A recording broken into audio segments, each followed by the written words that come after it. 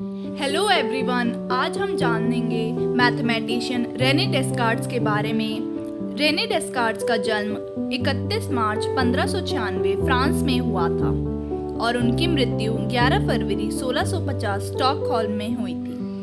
मृत्यु के समय उनकी उम्र 53 साल थी।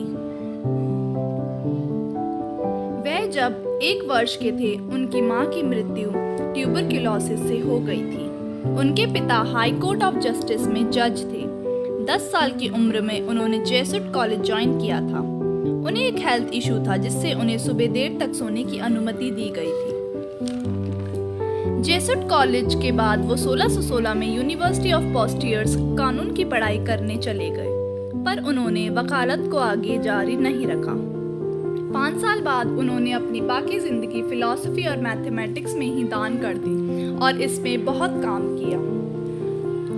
आइए अब जानते हैं उनके योगदान के बारे में।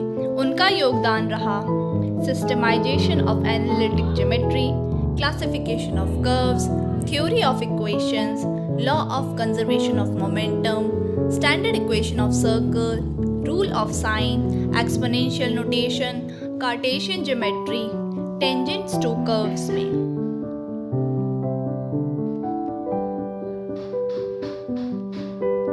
ये है उनके द्वारा दिया गया rule of sign.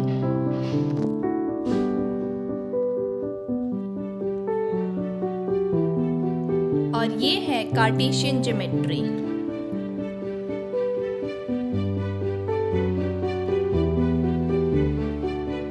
Graph points को लोकेट करना, ग्राफ इक्वेशन बनाना डेस्कार्ट्स द्वारा ही दिया गया है।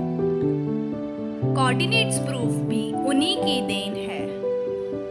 अब हम जानेंगे उनके द्वारा लिखी गई कुछ प्रसिद्ध किताबों के बारे में, जिनमें से एक है ला डायोप्ट्रिक, जिसमें उन्होंने ऑप्टिक्स के बारे में बताया है। ला मीटियोर्स, जो कि पहला काम माना जाता है जिसमें मौसम की जानकारी दी गई है। ला ज्योमेट्री, इसमें उन्होंने ज्योमेट्री और अलजेब्रा की बात कही है। प्रिंसिपिया फिलोसफी, जो कि माना गया है उन्होंने यूनिवर्स को मैथमेटिक्स की नींव में रखने की बात की थी। 1644 में डेस्कार्ट्स स्टॉकहोल्म जाने के लिए स्वीडन की क्वीन क्रिस्टीना की बातों में आ गए। वह चाहती थी कि डेस्कार्ट्स सुबह 5 बजे उठ जाया करें, लेकिन ठंड के मौसम में 11 बजे से पहले उठने से उन्हें निमोनिया हो गया और उनकी मृत्यु हो गई। आज उन्हें फादर ऑफ मॉडर्न मैथमेटिक्स के नाम से जाना जाता है।